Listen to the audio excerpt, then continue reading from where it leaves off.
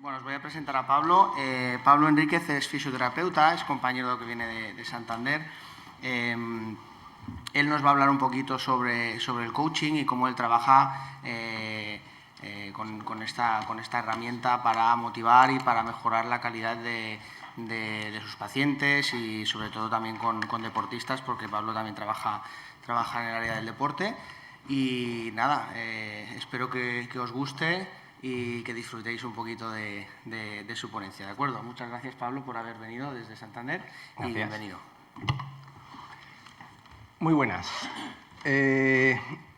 Más que del coaching, ¿vale? como una de las herramientas, hoy quería hablar de lo que es la influencia y determinar en qué medida la influencia nos ayuda a manejar el dolor o la historia, en este caso, de dolor. Soy fisioterapeuta, como ha dicho, y algunos compañeros he visto que se habían enfocado más en la terapia manual, algunos en osteopatía. Y bueno, yo hice OMT, no sé si alguno lo conoce, me fui a Finlandia, aprendí terapia manual y en el futuro después me enfoqué más en esa parte del movimiento activo, ¿vale? Pero al final me di cuenta que tenía que modificar personas y ha sido un poco las personas que me he encontrado y el manejo de esas historias de dolor los que me han hecho modificar mi práctica clínica. En ese sentido, trabajo en la Jim Bernat, en la universidad, y hay un programa que se llama Programa PRODA, que lo que intentamos es que los alumnos, además de aprender en un concepto teórico, se encuentren en un marco de aprendizaje. Lo interesante es crear pacientes reales, unos pacientes que se les observa, y desde fuera, digamos como si fuese un gran hermano, ponemos a los alumnos en situaciones reales de aprendizaje y el profesor, con el resto de compañeros de clase, observamos la dinámica que se lleva a cabo con el paciente, ¿vale? Entonces es tan importante saber como saber hacer.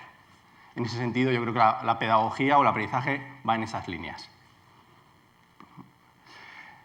Lo primero, cuando revises la historia de tu práctica clínica, y hablamos en este caso, cuando me llamo Cristian, cómo influye el dolor crónico a nuestros pacientes, era preguntarnos cómo nos influye a nosotros. Porque yo me di cuenta que en mi práctica clínica el dolor de las personas me influía. En este caso no era lo mismo, yo estoy en Toledo, en el hospital de parapléjicos, ¿no? Cuando tenía una lesión compleja o había que decirle a la persona que su vida había cambiado para siempre, a cuando me enfocaba en el deporte, encima era el entorno en el que me gustaba, y había más o menos lesiones y dolores, pero era muy distinto. Yo era la misma persona, tenía las mismas herramientas, pero ese contexto era muy distinto. Entonces, de alguna forma, el dolor y la experiencia de mis pacientes me influía a mí como persona. Así, en este pequeño imagen, ¿no? Es como hay dos círculos y una línea que los conecta, ¿no? Y yo me pregunto, no sé si habéis jugado de vez en cuando al quién es quién. Pues yo cuando empecé fisioterapia y cuando empecé mi práctica clínica, mi objetivo era este cuadro, o ese círculo grande rojo, era el dolor. Y en este caso yo era como que se llama un painkiller, ¿no? Yo era un matador de dolor. Yo dolor que veía, dolor al que iba. Dolor paciente al que veía. Mi enfoque, en este caso, iba hacia el dolor. Y la persona, yo no sabía ni que había personas. O sea, detrás de ese dolor yo solo pensaba en biomecánica. Era una estructura que se movía, yo no sabía ni su historia, no sabía nada de la persona. Pero es que en general ni preguntaba por la persona. Yo preguntaba por la biomecánica, medía, ¿vale? Y así llegaba el ecógrafo y podía medir con el ecógrafo el entrenamiento del transverso, ¿no? Como se hace en Finlandia, ya era lo más de lo más. Era toda la tecnología puesta a un mecano. En este caso, la relación, más o menos, con mis pacientes, me llevó a darme cuenta que había sobre todo una persona, ¿vale? Pero eso pasa con los años, al principio no pasa. Y en este caso había lo que llamamos este dolor, un dolor, y que ellos tenían una relación, una experiencia con el dolor. Igual que hay personas que tienen, ¿no? El problema puede ser el dolor o puede ser el dinero. ¿Qué relación tengas con el dinero, no? O con otra persona. Y igual el problema no es la otra persona, es la relación que tienes con esa persona. Entonces me puse a estudiar un poco estos dos puntos, lo que relacionan los puntos. Y en este caso, esta experiencia de dolor tiene una parte objetiva y una parte subjetiva. Igual que todas las relaciones entre distintos puntos, ¿vale? hablaríamos de estos puntitos de los sistemas, ¿vale? Entonces, al final, bueno, poco a poco vas entrando también en lo que son los sistemas, en cómo se relacionan. Habéis hablado algunos, ¿no?, del enfoque osteopático, de cómo unos sistemas influyen en otros, ¿vale? En cuanto cortas esta raíz, ya no hay influencia. Todo tienes que viajar a Toledo, darte cuenta que puede haber un daño y no haber esa percepción de dolor, ¿vale? Entonces, esta línea era muy importante, la línea que une los puntos. En este caso, pues poco a poco, relacionándome con mis pacientes, empecé a preguntarme qué significaba para ellos ese dolor. Y en este curso ha habido mucho de entender qué significa para nosotros y qué significa para ellos. A veces había una diferencia entre lo que pasaba cuando dabas clases, en lo que tú sabías y lo que podías hacer llegar al alumno. A veces había que bajar a su nivel, a nivel de comunicación, a veces había que utilizar metáforas, había muchas formas de llegar, en este caso al alumno, y eso lo apliqué, en este caso, a los pacientes. ¿Qué significaba para nosotros? Y quiero que resolver estas cuestiones o dar mi punto de vista. ¿Qué relación tienen ellos con el dolor crónico y cómo les influye? Porque si no les influye es como, hablando de deportistas, ¿no?, como cuando él va a tirar el balón y la gente intenta hacer ruido, pero no le influye. No sé por qué algunos meten la canasta y otros, en cuanto oyen el ruido, no meten la canasta. O sea que aparte de eso que nos rodea, lo que es importante es si eso nos influye o no nos influye. Así, enmarcado con este sistema que va creciendo, esa persona y esa experiencia, en este caso, la acompaña, hay un acompañante o un terapeuta, pero que a veces, ¿no?, en este caso los profesionales sanitarios somos ese acompañante, pero a veces ese acompañante es su pareja, o es su familiar, o es otro compañero, o es, en este caso en el deporte, otro compañero del equipo. En este caso, por ejemplo, cuando estaba en el Giro, solía ser el con el que dormía, ¿no?, el que compartía la habitación.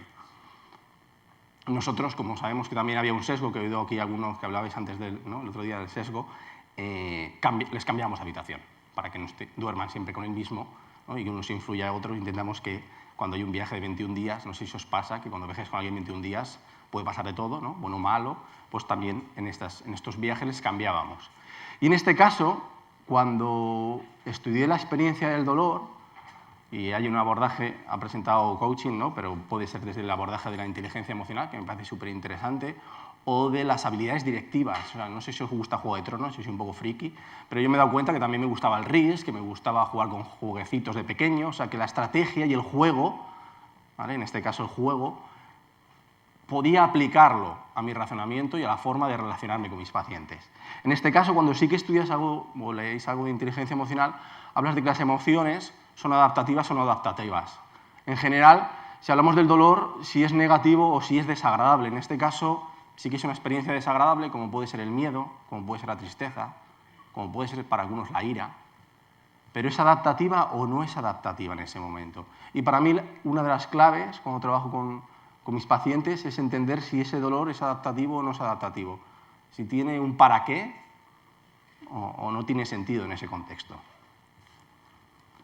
Así, el enfoque terapéutico, ¿no?, estandarizado que trabajamos en la universidad o que yo aplicaba en mi práctica clínica, intentaba en un principio, como decía, ese painkiller, ese matador de dolor, era disminuir los síntomas, ¿no?, y los signos que quiero y disminuírselo.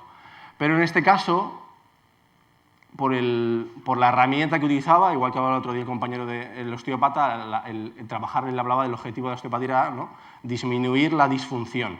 En este caso, era normalizar la función y utilizaba los recursos que teníamos, en este caso la terapia manual, llevar de la hipomovilidad a la normalidad, o con control motor hacer que esas articulaciones hipermóviles fuesen más estables, más fuertes, más flexibles, ¿vale? Digamos, cómo la persona se movía, que utilizase otros recursos de movimiento.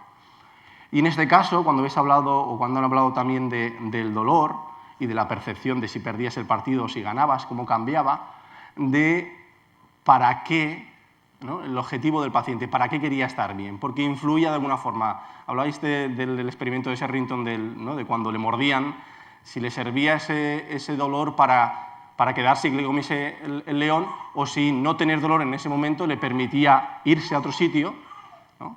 O sea, que había un objetivo de supervivencia. Entonces había que preguntarse a veces en el para qué. En ese caso, yo sobre todo me centré, como los compañeros osteópatas, en la disfunción, ¿vale? Pero, bueno, si hay disfunciones que influyen, a veces, en vez de centrarte en lo que hace que no funcione, tienes que centrarte en lo que hace que funcione el sistema. En este caso, también analicé, cuando haces un análisis de algo, analizas el tiempo que tienes, ¿no? No sé si os pasa que a veces no es que no tengáis tiempo, es que tenéis demasiadas cosas que hacer en el día. O sea, que quitáis las cosas que tenéis que hacer, que es estar de vacaciones, y las podéis hacer, os apetece, y cambia la relación con el tiempo y con la percepción que tenéis del tiempo y de las tareas. Solamente quitar un par de ellas y ya ves la que os queda, qué ganas tenéis que hacerla. Si tenéis 8, como decías antes el concepto un poco de hacer de taxi de padre, que yo todavía no soy, pero hago de tío a veces, y te mete un estrés, ¿no? Y un miedo que, bueno, simplemente a veces simplemente con la cantidad. O sea, que no hay que influir tanto en lo que hacen, sino simplemente en la cantidad de lo que hacen. Ya con ese pequeño ingrediente ya podríamos influir. En este caso, cuando trabajaba, no en el equipo ciclista, sino cuando trabajaba en mi práctica clínica, en la camillita, que eso me veían más o menos, venían un día a la semana, yo les veía y calculaba que hacía 45 minutos de 10.080 minutos, ¿no? O sea, que si yo tuviese que... Dicen que la gente mantiene creencias y valores hasta que tienen que ponerlo en base con su dinero, ¿no? Es como yo tengo un amigo que siempre quiere tener la razón, le gusta, ¿no? Busca la polémica. ¿Tenéis algún amigo de estos? Pues empezar a apostar. La solución es empezar a apostar dinero con él. Entonces, porque como a él siempre le gusta, va a tener esa dinámica, porque es la que le gusta. Pero en cuanto yo empezaba que cada vez que hablaba le apostaba, y si era verdad o no, le costaba dinero, no sé qué pasa, que dejó de decir cosas que a veces él sabía que era mentira, ¿vale? Pero como le gustaba entrar en polémica y todos tenemos este amigo y esta amiga, pues dejó de apostar. En este caso, yo, si tuviese que apostar algo, X, de este 45 de 10.080 diría que casi que es complicado hacer algo, ¿no? Y esta es la intervención. Yo tenía 45 minutos de 10.080 minutos. Si calculase a nivel de porcentaje, es un 0,41% del tiempo de la semana. O sea que yo con un 0,41%, ¿no?, pretendía ser el protagonista de mi paciente. Es más, no es que fuese el protagonista, es que mi paciente se iba y yo me iba para casa pensando en él y boom, con mi movida, ¿no? Incluso pensar en mi movida de este paciente me hacía pues, desconectar de mi colega o de mi entorno familiar, estaba en mi paciente, en su problema. Y en este caso, aunque le costase un poco a mi imagen terapéutica, pasé a ser el coprotagonista, no el protagonista de la historia de mi paciente. Y en ese caso pasé a ser un facilitador o un educador. Pero eso cambia mi percepción de quién tiene el poder de relación. Esto es como Juego de Tronos, ¿vale? Ya no tengo la fuerza de transformar a mi paciente. Él tiene la fuerza de transformarse y esto, a mí, ¿vale? Pues siempre ese poder que está ahí, ¿no? Ese bichillo que dice que tú puedes, pues le gusta. Pero bueno, cuando te das cuenta y bajas a matemáticas el tiempo que tienes real con esa persona, ¿no? Si os dijese que tenéis 45 minutos a la persona para estar con tu hijo o, ¿no?, para estar con la persona que te gusta o para hacer esa actividad que deseas, es muy poquito. Entonces, en general, hay dos opciones.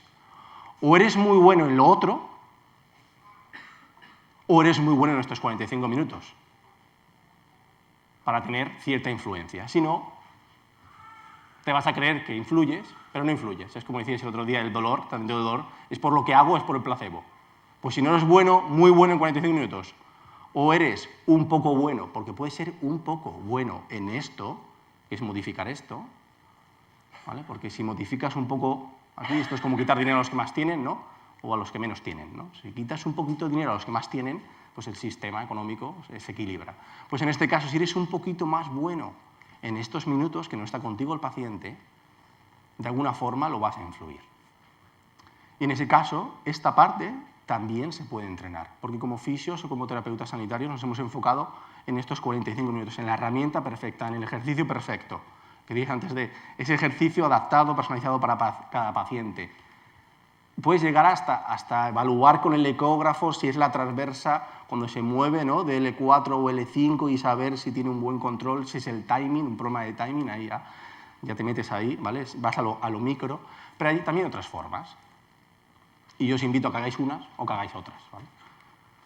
En este caso, sí que, bueno, hay algunas evidencias, cuando hemos hablado de cómo nos influye el dolor de los pacientes a nosotros, hablan de que los profesionales sanitarios, los terapeutas y la aportación a los procesos. En este caso, hablaban de algunos estudios centrados en la medicina, porque esto viene más de Estados Unidos y en este caso estudiaba más en Estados Unidos, como personas con mayor puntuación en inteligencia emocional, ¿vale?, lo conectaban con una mayor empatía, tenían, digamos, diagnósticos más exactos. Nos pasa que si un amigo os cuenta algo, os centráis en solucionarle el problema, pero si es un tío que tampoco os cae demasiado bien, como que pasáis, ¿no? O sea, el problema en sí, si esa persona os importa, le dais más atención, ¿vale? Lo que dicen es que la atención y el amor están relacionados. Cuando miras a alguien o que con atención, ¿vale?, os pasa al que tenga un nieto ahora o un hijo, ¿no?, ese amor capta la atención. Entonces, en general, hay una relación. En este caso, también había resultados más positivos al tratamiento, que probablemente si te centras en diagnosticar mejor a tu paciente, probablemente le indiques un mejor tratamiento. Y también lo sorprendente es que había un mayor cumplimiento por parte del paciente. Y yo me pregunto, ¿cómo puede ser que si una persona, ¿no?, trabaja la empatía y hace que su paciente, en este caso, haga más? No sé si os pasa, y en este caso podemos mirarlo aquí, que cuando más empática es la persona que acompaña a alguien, aparte de a nivel de modulación del dolor, sí que está observado, no sé qué pasa, que si os mira a alguien, conectáis más. O sea, en ese sentido no estáis en una conversación ahora con el WhatsApp, que pasa menos, estás en una conversación y tu amigo le estás viendo que está mirando al WhatsApp. Entonces sabes que no te está escuchando y en un momento tienes un diálogo interior que te dice, pero ¿para qué le estoy contando esto si no me está escuchando? Si solo le estoy contando yo mi historia. ¿Vale? En este caso, el problema es que cuando trabajamos nuestra presencia, cuando estamos con nuestro paciente, cuando estamos con nuestro, en este caso, ¿vale?, a veces podemos hacer dos cosas, o mirarle o no mirarle, ¿no? Si fuésemos básicos, podemos mirarle o no mirarle. Pero ¿qué pasa cuando miro a alguien y le duele? Que a veces me duele. Hemos dicho antes, hemos hablado de neuronas espejos, hemos hablado de la percepción del dolor, han hablado algunos compañeros de cómo podíamos sentir el dolor de los pacientes. Entonces, si yo estoy contigo y te miro, con tu alegría me la contagias, pero con tu dolor también me lo pegas. Entonces, lo que yo tengo que hacer es trabajarme mi influencia del dolor. Y de ahí puedo soportar tu dolor, puedo estar ahí, ¿vale? Si hubiésemos unas posiciones, me gustaba, en este caso, a veces yo, como táctico, como estratégico, a mí también me gusta el fútbol. Mira que soy de Santander, pero soy del Barça, también como vosotros. El problema fue cuando el Racing ganaba, en este caso, ya no lo hace. Bueno, en este caso, como si pensáis en posiciones, ¿no?, a veces hay pacientes, no sé si os pasa, o tenéis a alguien, cuando se juega el lateral brasileño del Barça, ¿no?, que juega, que él tiene una tendencia, ¿no?, y le gusta irse para adelante, pero de repente pierde su posición. Y cuando va a una posición, le meten el gol por su posición, ¿sí? A veces pasa que cuando él va aquí, su compañero le protege su posición y no pasa nada, ¿no? Pero ya incluso el que haga el algo no depende de que alguien cubra su posición. A veces nosotros nos salimos, cuando estamos como terapeutas, de nuestra posición. En este caso, si entendiésemos la empatía, hay dos extremos de la empatía, ¿no? Hay algunos que no hacen ni caso al paciente. Sobre todo lo tenéis que ver vosotros cuando acompañáis a un familiar y veis a alguien, ¿vale? Es difícil verlo en uno mismo. Siempre digo que hay que fijarnos cosas en terceros. Entonces, en este caso, cuando acompañamos a alguien y vemos la actitud de ese profesional sanitario que no empatiza con nuestro familiar, vemos que es apático. Está a un lado, la apatía, ¿vale? No hay conexión ninguna con nuestro familiar, pero este tío, ¿de qué va?, ¿no? Algunos a veces puede que os haya pasado, no digo que vayas. Y luego puede pasar, pero esto no pasa menos en el entorno profesional, puede pasar que de la empatía nos vayamos a la simpatía. Esto pasa más en el grupo de amigos. ¿Ay, sí te ha pasado? Sí. ¿No os ha pasado que empieces a contar una historia y otro se te retroalimenta y te la cuenta? Y sí, así, a mí también, y en tu dolor yo me meto y te cuento mi historia y entro en mi historia, entonces, ¿vale? Entonces, que de la empatía salgo a la simpatía. Conecto con tu historia, pero al final también me olvido de ti. Lo que pasa es que conecto con mi historia y te empiezo a contar mi, ¿no? Esto pasa cuando alguien te ha dejado y conectas a alguien y sí, también, y le cuentas tu historia. Así que hay una forma en la que otra vez volvemos a perder nuestra posición.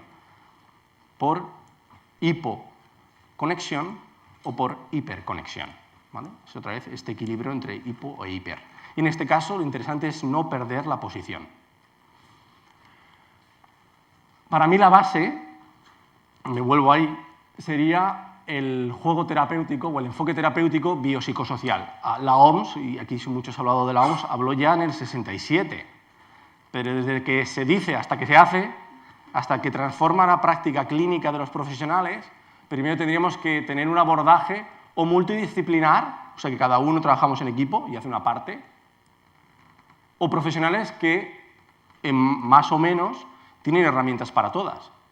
No es lo mismo que trabajéis en un centro multidisciplinar, que estés tú solo en tu práctica clínica, que os pasará a algunos, o que trabajéis en un centro multidisciplinar, imaginaros que tenéis esa suerte, pero os vais de viaje y en ese viaje estáis solos, vuestro equipo ya no está, ¿no? Y también tenéis una persona que ayudar, a veces igual no cobráis, no tenéis esa remuneración, pero sí que podéis servir de ayuda porque tenéis herramientas. Y en ese caso, si tenéis herramientas biopsicosociales, os sirven en ese entorno que está fuera de tu trabajo. Pero yo creo que somos más personas que terapeutas. Entonces, en un momento determinado yo me di cuenta que tenía que ser persona, no solo terapeuta, aunque el desarrollo profesional me sirviese como desarrollo personal. En ese caso, lo que me di cuenta es que, de alguna forma, en la persona que tenía enfrente tenía que caer en lo que nosotros llamamos el juego interno.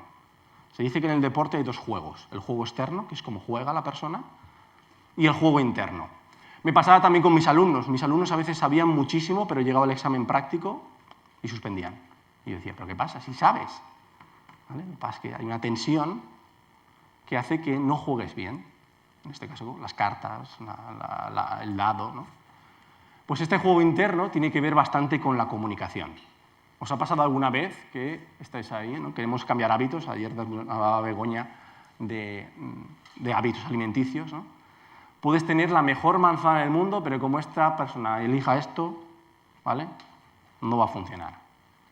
En este caso también hablábamos, y yo me di cuenta cuando trabajaba, no en el fútbol, pero en entornos de deporte, que la experiencia podía ser subjetiva, efectivamente. Hemos hablado del dolor porque la persona, ¿no os ha pasado a vosotros que os han cambiado? Estáis jugando y os han cambiado. Y hay jugadores que se enfadan y hay jugadores que no se enfadan. Pero si les han cambiado igual. O sea, les han cambiado igual. ¿Qué ha pasado? Que uno vaya enfadado, empieza a meter patas a todos lados, con el posible riesgo de lesionarse. O sea, que imagínate si la prevención de emociones fuese que antes de que pegue la patada a algo y me lesione, me controle la ira porque me han cambiado. Bueno, pues igual hay otra prevención. En ese sentido, cuando hablábamos de este jugador, yo me puedo identificar con que a mi ego, ¿no? Me han cambiado, o que yo tengo una identidad de equipo, que pienso lo mejor para el equipo, porque es que ya estoy cansado. Es que el que me viese desde fuera sabe que no estoy corriendo. Entonces, mi experiencia personal cuando me voy del campo se transforma en si me identifico en ese yo irreal o en esa identidad de equipo. Así que, de alguna forma, podemos influir en la percepción subjetiva de algo objetivo, como es que te cambien. Podríamos meter más, porque ya cuando te saltas al rango personal ya entras en otro valor, ¿no? No es lo mismo que te elijan que no te elijan, también se entrena. A veces nos cuesta que no nos elijan, pero a veces hay una tensión grandísima cuando tenemos que elegir. No sé si os pasa, ¿vale? Hay dinámicas en las que entrenas la toma de decisiones y veremos que va relacionado con Arturo y lo que me gustó que habló del sistema de evaluación. Ese sistema de evaluación puedes entrenar el sistema. Entrena tu sistema de evaluación y lo llevas a cualquier área. Pero no nos entrenamos, porque lo que se dice en el mundo, por ejemplo, de la empresa, es que no se entrena, solo se compite. En el deporte entrenas 5 días a la semana en la que te permites fallar, hay creatividad, pruebas cosas, no trabajas siempre de tus fortalezas, a veces haces cosas distintas. Y entonces el fin de semana, que es cuando compites, tienes que no fallar. Pero en el mundo de la empresa esto no pasa. O sea, no puedes fallar ni un día. Hay que competir. Y esto pasa a veces en la vida, que no nos permitimos fallar, estamos todo el día. O sea, tenemos que ser, ¿no? El otro día del perfeccionismo, no podéis fallar una decisión. Entonces, en general, la mejor forma de no fallar una decisión es entrenar la decisión. Y veremos que esta también se entrena. Así, ese enfoque biopsicosocial, conectado realmente con la experiencia que tenía con mi paciente, que era muy poco tiempo. ¿Cuántos minutos eran? 45 de 10.080. ¿Apostaríais?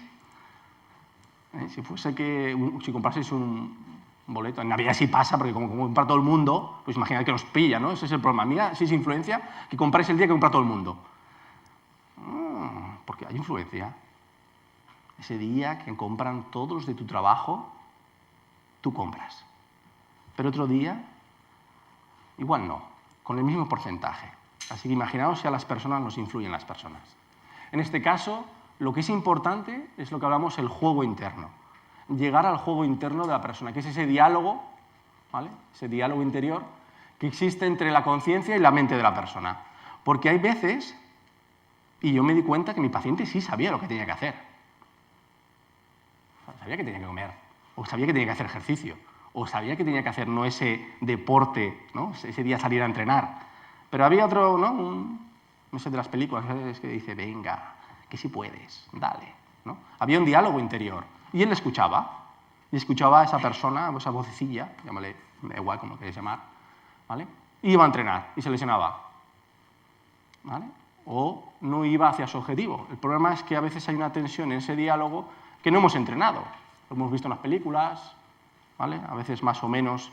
¿Alguno tenéis personas que os influyen? El otro día decía Begoña, la primera compañera, que escuchó a un catedrático que le dijo estudia acupuntura y después de muchos años ella estudia acupuntura.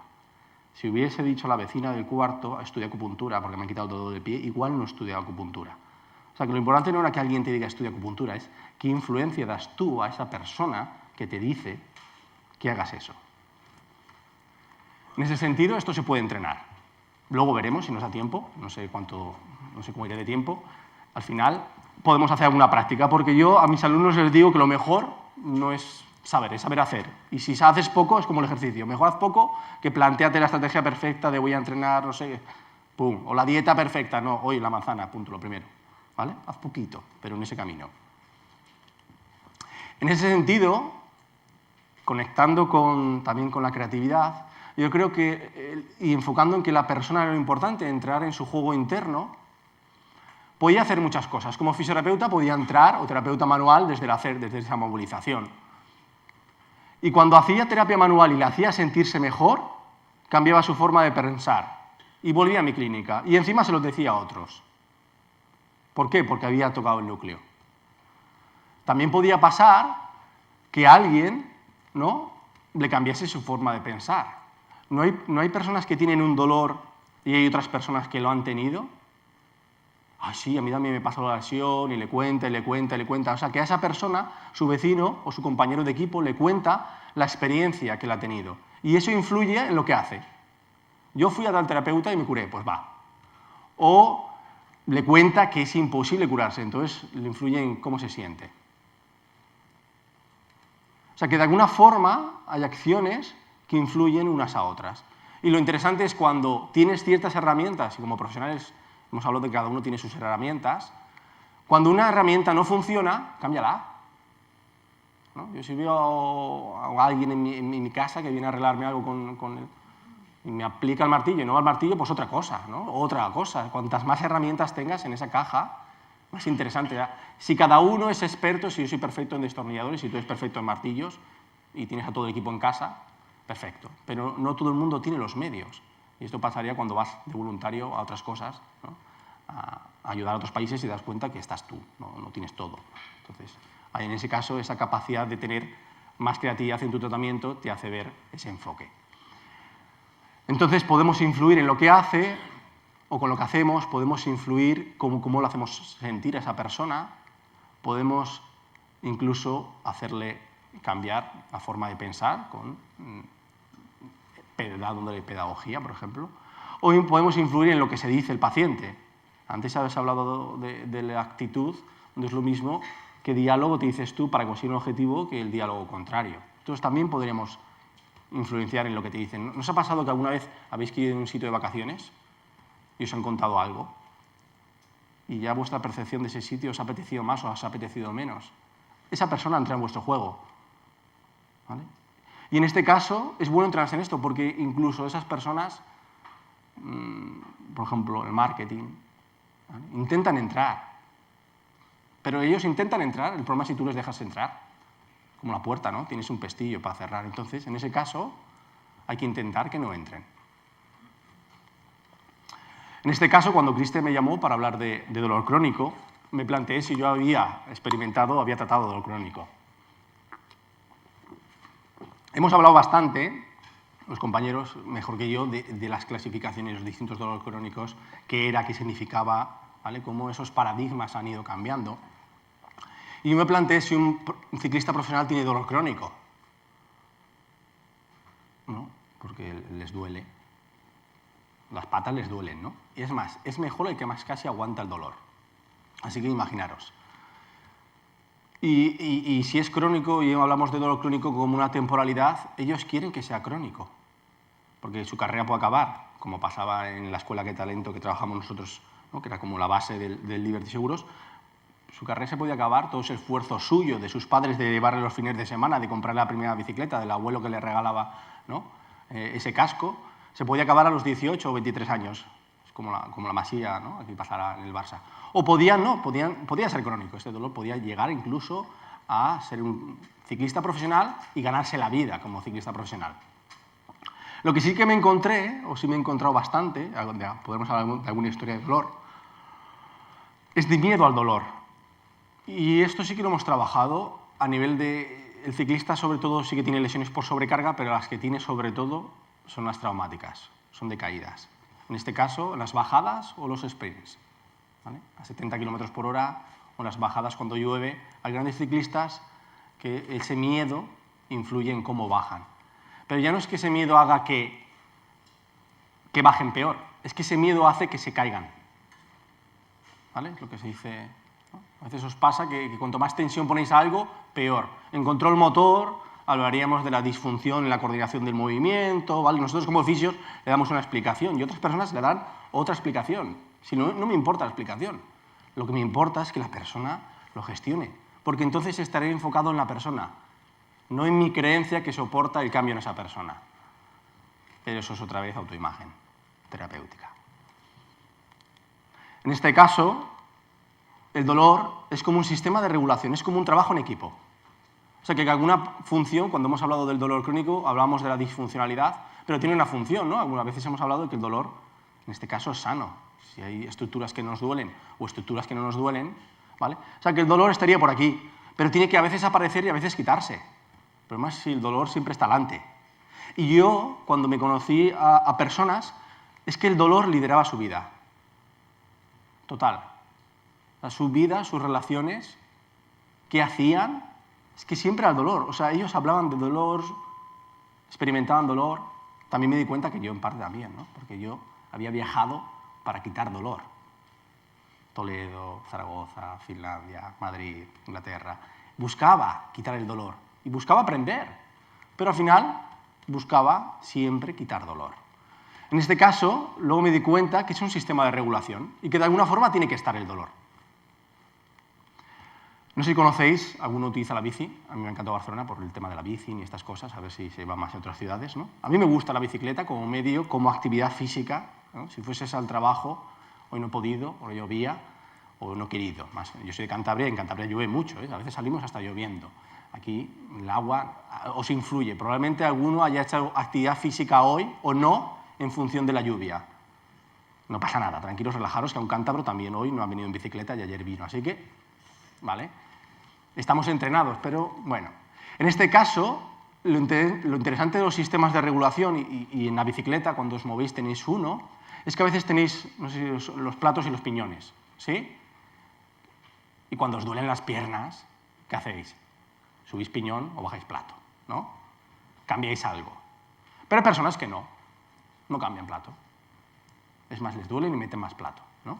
O lo mantienen, simplemente mantienen lo que hacen. Entonces, en general, a veces es como que hay desarrollos correctos, cuando no te duele haces algo, cuando te duele haces otra cosa, pero el problema es que hay lo que se llama en ciclismo la cadena cruzada.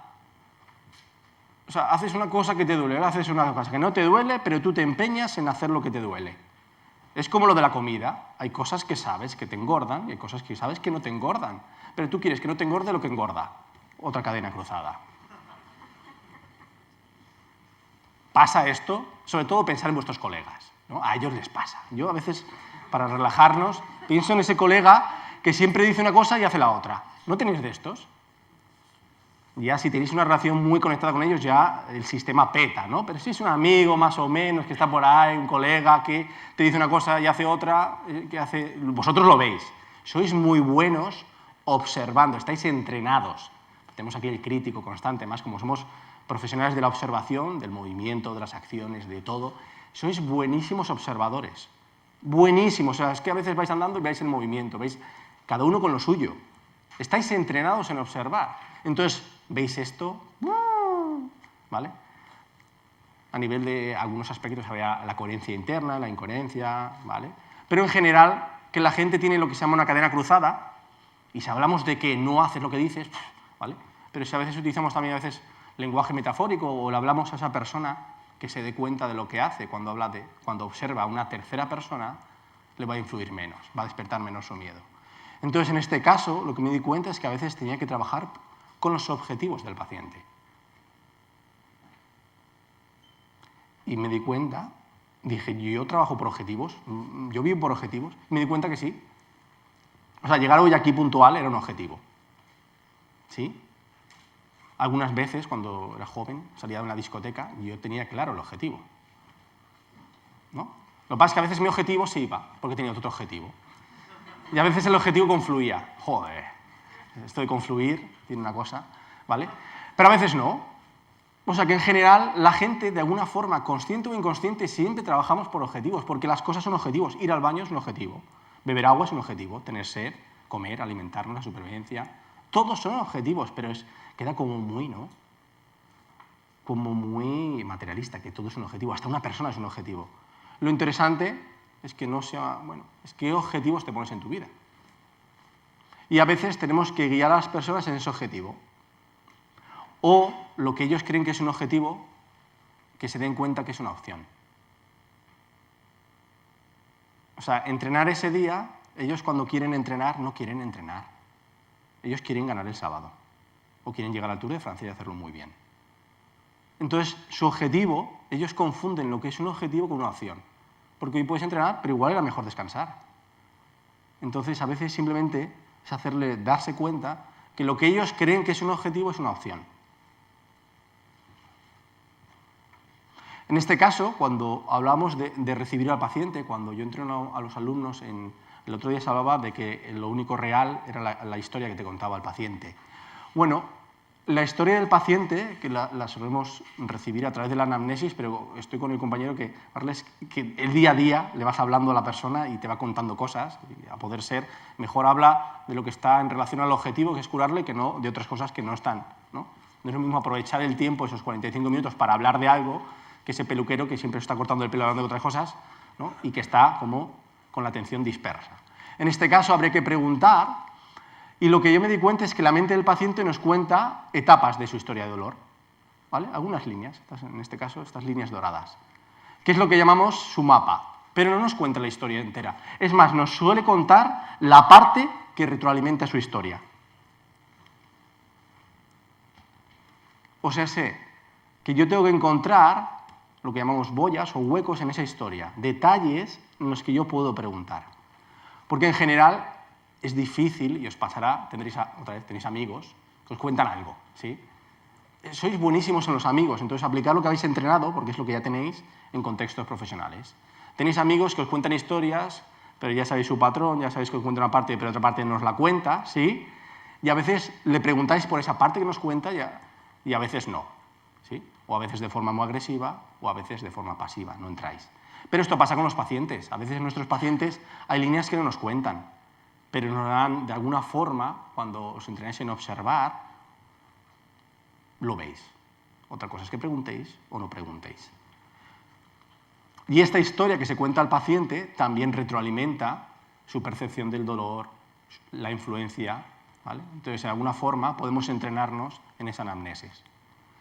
En este caso, también en relación al miedo al dolor, lo que se dice que el miedo es una emoción y tiene su utilidad. Cuando hablamos a veces del dolor personal o del dolor de la persona, pero a veces el miedo, en este caso, también era colectivo, ¿no? Cuando las palomas vais corriendo, tenéis alguno que ha ido a correr a una paloma y esa paloma primera ha tenido miedo, se ha pirado y el resto se ha ido, ¿vale? Es un mecanismo defensivo, ya no de la persona, sino sistémico. O sea, ya el miedo no es mío, sino que es de otro que me ha influido y yo me he pirado. Imaginaros si ahora suena una alarma. Cristian, no funciona.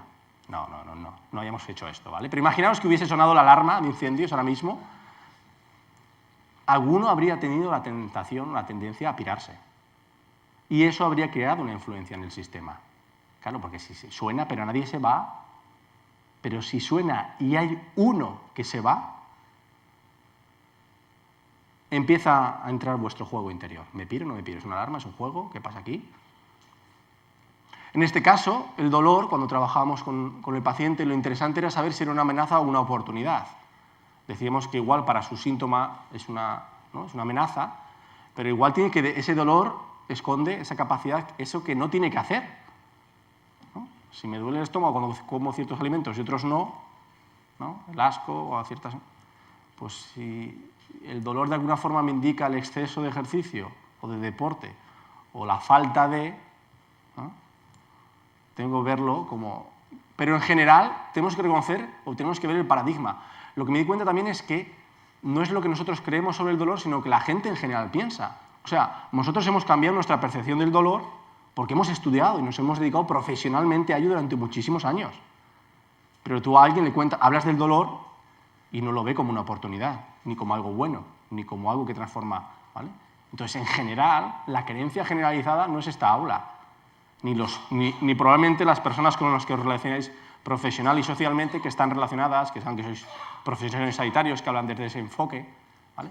O sea, el resto, ¿vale?, del sistema ve el dolor como algo, en este caso, negativo. Así, cuando entrenas, en este caso, yo creo que las universidades van por ahí, esto ya se hace en la Universidad de Boston, bueno, ahí en el Hospital Virtual de Valdecilla se hace ya con médicos y con enfermeras. Nosotros en la Universidad Jim Bernat, pero la de Cantabria lo hacemos en logopedia, se hizo el año pasado y este año en fisio, es el desarrollo de habilidades y competencias, que a veces la incompetencia inconsciente, no sé si sabéis esto, que es la curva de aprendizaje, cómo las personas aprendemos, siempre, ¿vale?, no sabemos hacer y no lo sabemos, nos damos cuenta y en este momento pasamos a tenemos una incompetencia consciente, sabemos que no lo sabemos hacer. Esto pasa con el conducir, ¿no?, que al principio no sabéis ni qué conducir y un día empezáis y no sabéis conducir. En ese momento empezáis a tomar clases y ya sois buenos, sois competentes conscientes, ya manejáis la marcha, ¿vale? Pero tenéis que estar concentrados en la marcha y el embrague y los peatones no existen, sois un peligro público para el sistema, ¿vale? Sois un peligro realmente, pero para vosotros no, porque todavía estáis aprendiendo, así que tranquilos. Y en ese caso, luego llegáis a automatizar lo que es la marcha y el embrague, ya podéis levantar la mirada y mirar a los peatones, ¿sí? Y en ese caso ya pasa a la competencia inconsciente. O sea, sois conscientes de las marchas, pero lo habéis aprendido, ya lo habéis integrado. Entonces, lo importante es que tenemos que darnos cuenta de algo, entrenarlo e integrarlo. Esto pasaría con el control motor, con otras estrategias. Esto pasa. Entonces, lo interesante cuando vamos a desarrollar competencias es que hay distintas formas de relacionarnos o comunicarnos con el paciente cuando somos profesionales sanitarios. En este caso, todos tenemos una tendencia. Vamos a llevarlo al caso de los amigos. Tenéis un amigo con un problema y alguno, ¿qué hacéis? Le contáis la solución. ¿Sí? Otros le contáis una historia de otra persona. ¿Sí? Otros le hacéis ciertas preguntas. Lo único que estáis utilizando son distintas formas de comunicaros. Y en este sentido, cuando hablamos, por eso decía Cristian, cuando habla del coaching es una tendencia, ¿no?, comunicativa, que se basa sobre todo en la pregunta, pero que se dice que es de alta creatividad y poca urgencia. O sea, que le podéis preguntar y preguntar y preguntar, ¿vale? Pero ¿qué pasa cuando en ese momento tenéis que hacer algo que influya rápidamente? Que le hacéis una consultoría, le mandáis una dirección, lo que llamaba la habilidad directiva, ¿no? Le decís lo que tiene que hacer en ese momento. Pero también puede ser la educación, la profesión o la educación del dolor. Podéis, con tiempo, ¿vale? No es muy creativo para él, sí para nosotros, porque tenemos que intentar motivarle de distintas formas pedagógicas, de enseñanza, enseñarle de una forma distinta. O podemos hacer de mentor. ¿Nos ha pasado alguna vez que habéis contado la historia, vuestra historia y esa persona, ¿no?, vuestra experiencia con esa lesión? Bueno, eso pasaría a ser mentoring, ¿vale? Si no sirve de mucho, por lo menos que os aclare conceptos de qué es una cosa y qué es otra. Entonces, en este caso podemos desarrollar distintas habilidades. Y esto no se basa en qué te gusta a ti como profesional. O sea, no se basa en que a mí me gusta hacer preguntas o que a otro le guste enseñar como profesor o que a mí le guste mandar. ¿No tenéis una tía que le gusta mandar? Yo tengo una, ¿no? Y ella sería consultora, no de pedagogía. En cambio, tengo otro profesor, otro tío médico, que el más en la comida familiar te explica todo y todos los detalles, ¿vale? Casi te da una charla. Y hay otros que te cuentan su historia. Pues esa tendencia que tenemos cada uno de nosotros, otra vez nos sirve. Tenemos que adaptarla al paciente. Porque cada paciente, en función del tiempo, de la urgencia, de los recursos que tengamos que darle a él, no de los que sabemos nosotros, tenemos que adaptar nuestra forma de comunicarnos. Y tendrá que ser la pedagogía normal de enseñar, o a través de preguntas, o a través de la dirección, ¿vale? Hay gente que le cuesta hacer preguntas y hay gente que le cuesta, yo le llamo a hipomovilidad e hipermovilidad, ¿no? Pues en las cenas familiares siempre tenéis el hiperhablador y el hipohablador.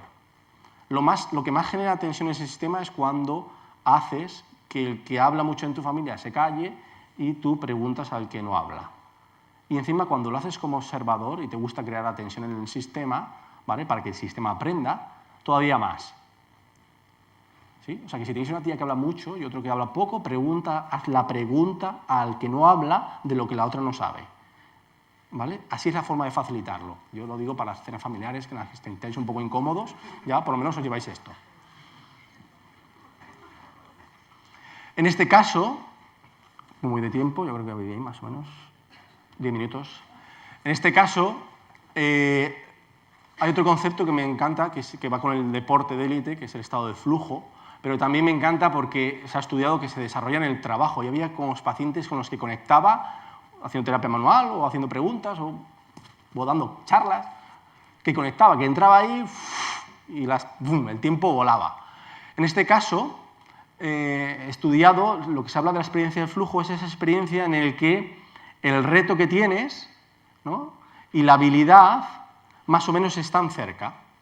O sea, sé que si yo tengo que hacer un movimiento, hablábamos del sistema de evaluación del movimiento, si yo percibo que ese movimiento que tengo que hacer es muy complejo, que no tengo habilidades, me voy a ir a la ansiedad, al miedo. Y probablemente el miedo me desencadene un patrón de dolor.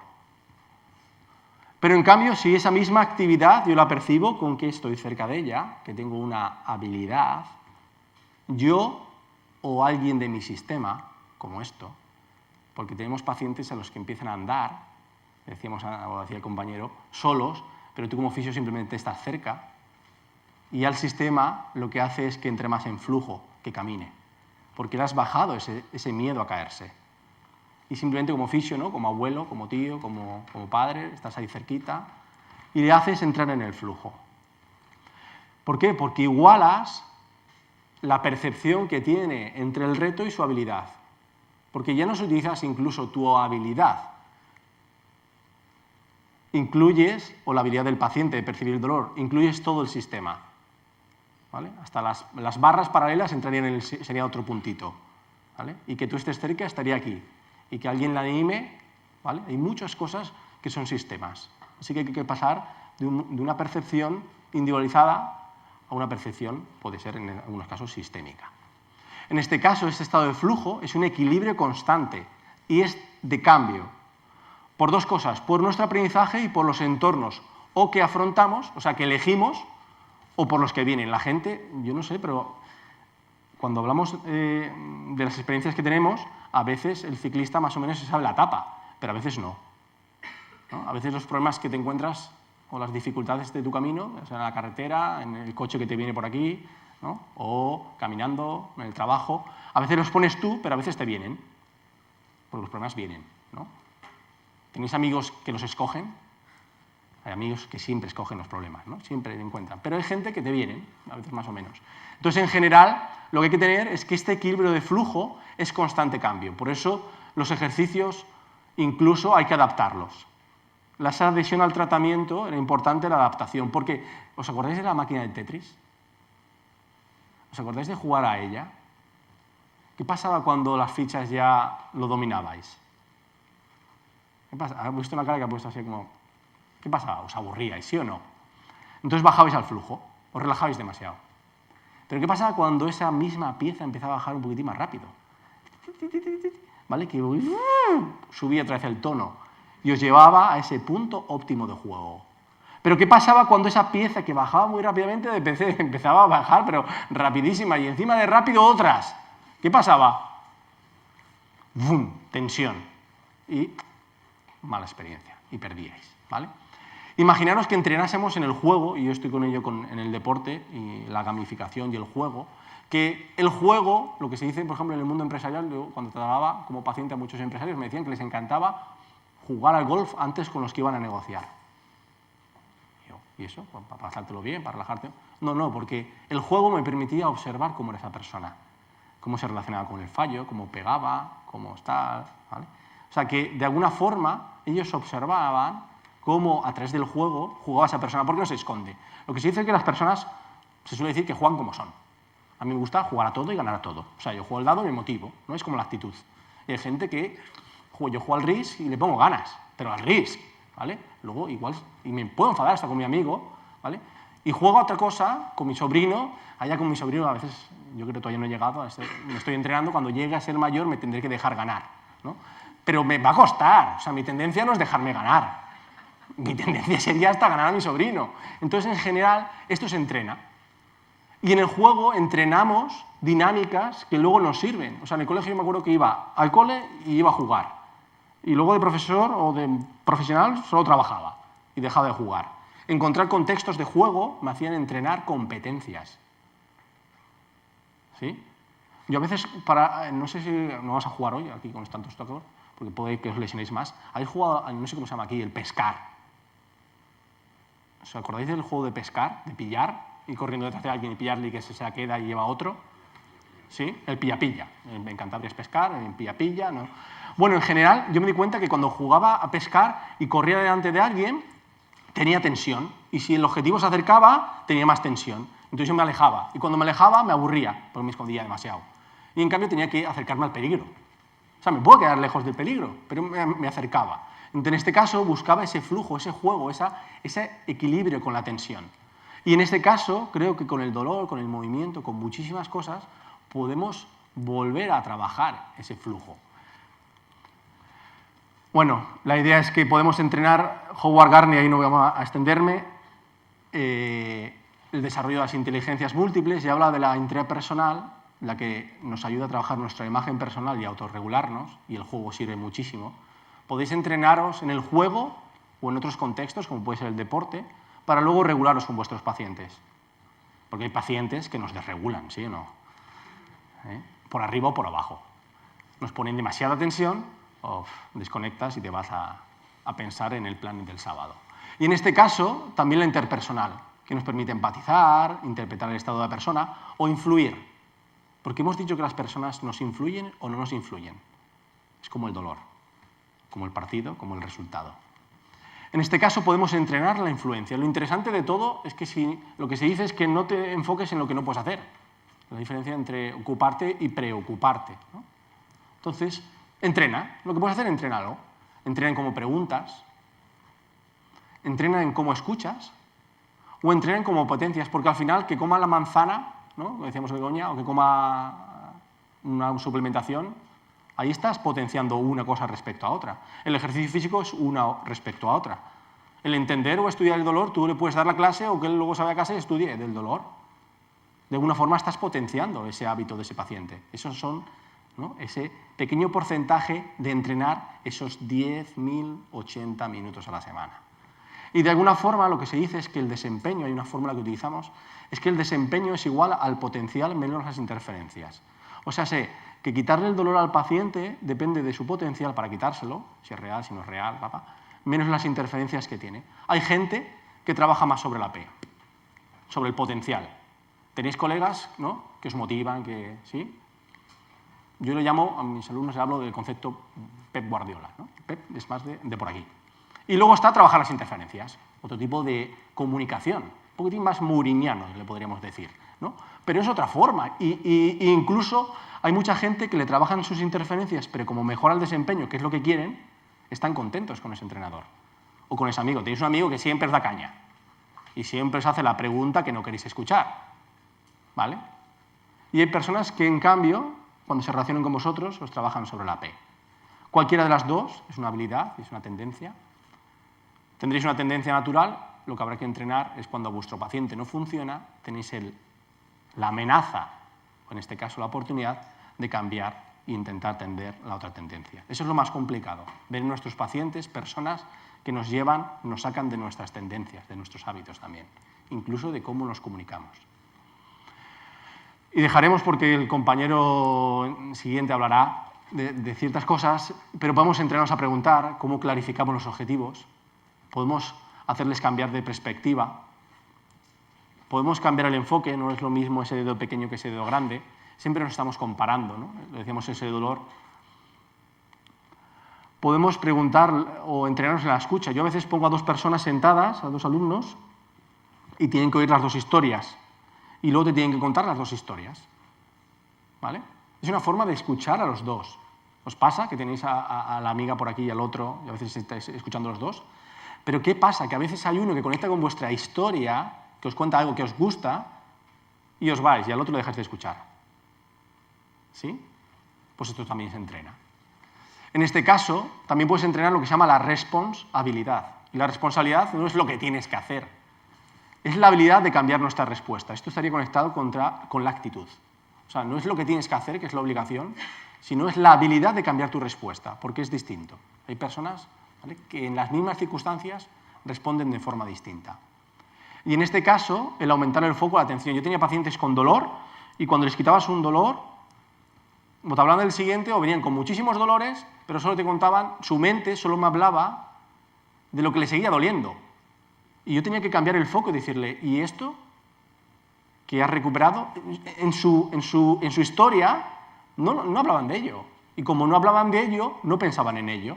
Y como no pensaban en ello, no sentían sobre ello y no tomaban decisiones, ¿vale?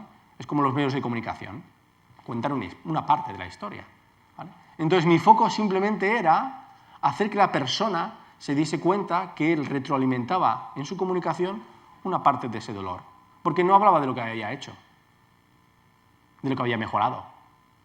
Y lo podía haber hecho, ¿vale? Esto es como cuando quieres a alguien pero no se lo dices, ¿no? Lo podía haber hecho algo, haber mejorado en su tratamiento, pero mientras no me lo contaba yo no lo sabía. Pero él tampoco lo sabía, ni él lo metía en su historia. Y en ese caso también podemos entrenar lo que llamamos la potenciación. Ciertas áreas.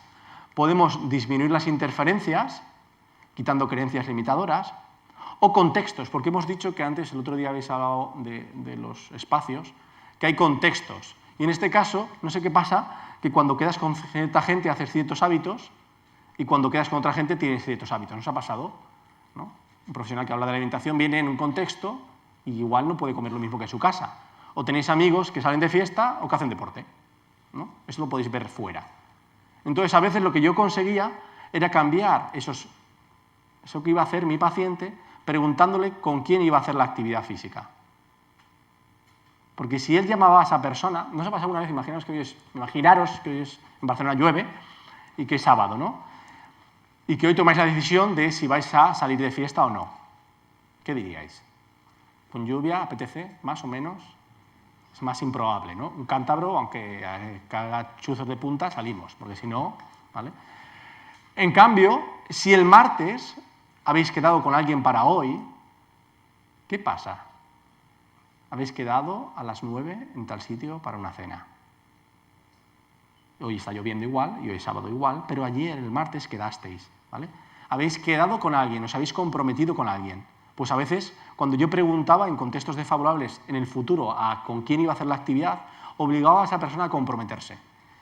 Y una vez comprometida en esa actividad física o en esa alimentación adecuada o en esa educación del patrón, lo que hacía era que cuando llegase ese momento, en ese juego interno que hablábamos antes, esa persona lo hiciese. Porque si llovía el viernes o el sábado, pero ya había quedado, iba. Si le tenía que tomar la decisión hoy, no iba. Y en ese caso, también podemos entrenarnos en potenciar, aumentando la P, no trabajar las interferencias, sino sobre la P. Podemos unir el objetivo, el qué, con el mega objetivo, con el para qué. Porque decimos que la motivación es importante, no es lo mismo saber que quieres hacer algo o que es una opción para conseguir un objetivo mayor. A veces en el miedo, cuando trabajamos el miedo, a veces es el conocimiento, ¿vale? Cuando percibís el miedo a algo, a veces el conocimiento es el que os permite superarlo. Pero a veces es la motivación. Tenéis miedo a algo, pero os importa tanto conseguirlo que superéis ese miedo. ¿vale? Eso podría pasar también en entornos. Podría ser el storytelling, en contarle tu propia historia, pero hay profesionales que eligen contar su historia y profesionales que prefieren no hablar de ellos mismos. Y entonces cuentan historias de éxito. Hay un vídeo muy interesante sobre Emil Ricard y cómo a Iniesta para el Mundial le graba un CD en el que cuenta la historia de éxito de otros pacientes que se recuperan, otros deportistas en este caso, y durante todo el Mundial le hace ver ese vídeo todas las noches. ¿Por qué? Porque las historias de éxito, o sea, las historias de fracaso nos influyen. De otras personas. Ya no solamente el dolor o la percepción del dolor, sino las historias de éxito. Y hay unas culturas, como la americana, en las que sí que hablan de historias de éxito y parece como que... Pero hay entornos y países en los que hablar del éxito es como... ¿vale? Y las historias de éxito también son importantes. Esto pasaba en las hogueras o en los cuentos de campamento de verano. Así, y con esto termino, la idea es que tenemos una influencia terapéutica. O sea, si pensamos que el flujo es ese equilibrio, ya puede ser la homeostasis, equilibrio interno, equilibrio externo, lo que tenemos que saber es cómo mandar a esta persona al flujo de la actividad, al flujo del movimiento, al flujo de la articulación, a no concentrarte en esa historia del pasado del dolor, sino en si la historia o esa percepción del dolor es real ahora, ¿no? Ese sistema evaluativo que hablaba Arturo. Entonces, a algunas personas tienes que bajarlas, la tensión, y a algunas personas tienes que subirlas. Eso como personas. En el deporte de élite yo tenía que bajar algunos y los que trabajan con la mutua tenía que subirles. ¿Vale? O sea, que no importaba el ejercicio perfecto o el movimiento perfecto, sino que esa persona lo hiciese. Y a veces ya no era solamente esa persona, sino que esa propia persona en su propio proceso de recuperación a veces había que facilitarle bajando y a veces subiendo. O sea, que ese flujo ya no solamente depende del contexto, en el caso del deporte que haya que reducir el ejercicio o enseñarles a recuperar, o en la mutua o en otras prácticas clínicas a hacer actividad física, sino que ese flujo es más constante en el tiempo. Y esa propia persona puede ir cambiando. Pues nada, moltes gràcies i un placer venir aquí.